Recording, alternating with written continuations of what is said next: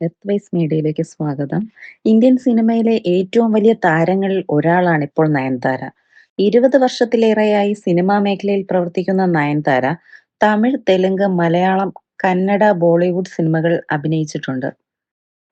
ഷാരൂഖ് ഖാനോടൊപ്പം അഭിനയിച്ച് അടുത്തിടെ പുറത്തിറങ്ങിയ ജവാൻ എന്ന ചിത്രം വൻ വിജയമായിരുന്നു. ചിത്രം 1000 കോടിയിലധികം രൂപ നേടി. ഇന്ത്യയിലെ ഏറ്റവും ഉയർന്ന പ്രതിഫലം വാങ്ങുന്ന നടിമാരിൽ ഒരാളാണ് നയൻതാര. ഒരു സിനിമയ്ക്ക് ഏകദേശം 10 മുതൽ 12 കോടി രൂപ വരെയാണ് താരത്തിന്റെ പ്രതിഫലം. എന്നാൽ 100 കോടി രൂപ വാഗ്ദാനം ചെയ്തിട്ടും നയൻതാര ഒരു സിനിമാ ഓഫർ നിരസിച്ചു എന്ന വിവരമാണ് ഇപ്പോൾ പുറത്തുവരുന്നത്. ചിത്രത്തിലെ നായകനൊപ്പം അഭിനയിക്കാനുള്ള ബുദ്ധിമുട്ടാണ് വലിയ ഓഫർ നിരസിക്കാൻ കാരണമെന്നാണ് റിപ്പോർട്ട്. നയൻതാര നിരസിച്ച നടൻ ശരവണ സ്റ്റോഴ്സിന്റെ ഉടമയായ ശരവണനായിരുന്നു. 2022 ബോളിവുഡ് നടി ഉർവശി റൌട്ടേല അഭിനയിച്ച് ബിഗ് ബജറ്റ് ചിത്രമായ ദി ലെജൻഡ് എന്ന സിനിമയിൽ അദ്ദേഹം നായകനായി അഭിനയിച്ചിരുന്നു.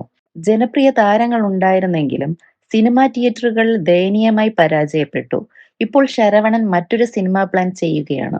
ചിത്രത്തിലെ നായികയായി അഭിനയിക്കാൻ നയൻതാരയെ സമീപിച്ചതായും 100 കോടി രൂപ നൽകാമെന്ന് പറഞ്ഞതായും റിപ്പോർട്ടുണ്ട്. എന്നാൽ നയൻതാര അത് നിരസിച്ചതായാണ് വിവരം.